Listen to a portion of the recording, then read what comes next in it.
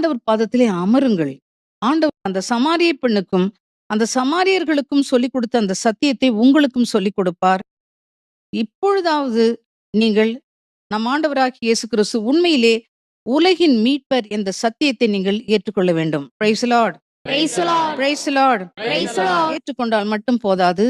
எப்படி அந்த ஒரு பெண் சத்தியத்தை அறிந்த மாத்திரத்தில் ஓடிப்போய் ஊர் முழுவதுக்கும் அவள் நற்செய்தியை அறிவிக்கிறாள். இயேசுதான் உலகின் மீட்பர் என்கிற சத்தியத்தை அறிவிக்கிறாள். அவள் ஒரு ஒதுக்கப்பட்ட பெண்ணாக இருந்தாலும் அவ்வளவு தைரியத்தோடு அந்த இறை அனுபவத்தை, அந்த சத்தியத்தை அறிந்த மாத்திரத்திலே அவளால் சும்மா இருக்க முடியாமல் அவள் போய் சாட்சியம் சொல்கின்றாள். அவள் கேட்ட சாட்சியம் எவ்வளவு வல்லமை உள்ளதாக இருந்தால் அந்த ஊர் மக்களை திரண்டு வந்து ஆண்டவர் இயேசுவிடம் இறைவார்த்தையை கேட்கின்றார்கள். சத்தியத்தை அறிந்து கொள்கிறார்கள்.